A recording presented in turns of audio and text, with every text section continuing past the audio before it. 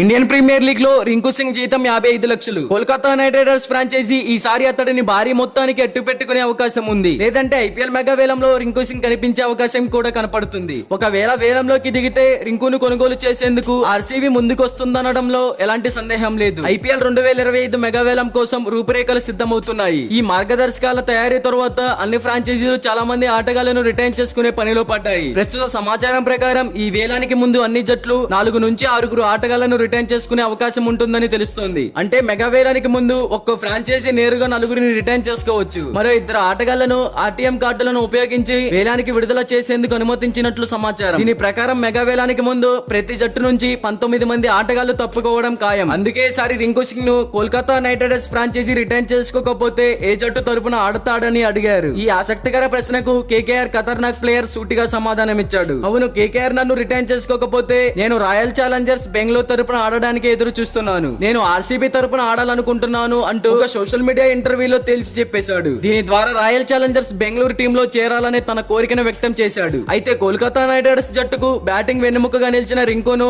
KKR వదులుతుందా అనేది ప్రశ్నగా మారింది. ఎందుకంటే రింకు సింగ్ 2018 నుంచి కేకేఆర్ తరపున ఆడుతున్నాడు. గత వేలంలో కోల్కతా నైట్ రైడర్స్ కూడా అతన్ని అట్టి పెట్టుకుంది. అందువల్ల ఈసారి కూడా అతడిని జట్టులోనే కొనసాగించే అవకాశం ఉంటుందనే చెప్పుకోవచ్చు. అయితే రింకు సింగ్ కోల్కతా నైట్ రైడర్స్ జట్టు నుంచి తప్పుకుంటే ఇతర ఫ్రాంచైజీలు అతనిని కొనుగోలు చేయడంలో తీవ్రమైన పోటీ పడతాయనడంలో ఎలాంటి సందేహం లేదు. అయితే అంతకు ముందే రాయల్ ఛాలెంజర్స్ బెంగళూరు తరపున ఆడాలనే కోరికను రింకు సింగ్ వెల్లడించాడు. అయితే ఈసారి వేలంలో రింకు కనిపిస్తే అతడి కొనుగోలుకు ఆర్సీబీ ఫ్రాంచైజీ గట్టి పోటీ ఇస్తుందని అంచనా వేయవచ్చు. మరి ఇలాంటి ఐపీఎల్ కి సంబంధించిన అప్డేట్స్ అన్ని మీరు ముందుగానే తెలుసుకోవాలి అనుకుంటే మన ఛానల్ ని సబ్స్క్రైబ్ చేసుకోండి. అలాగే ప్రక్కనే ఉన్న గంట సింబల్ యాక్టివేట్ చేసుకోండి.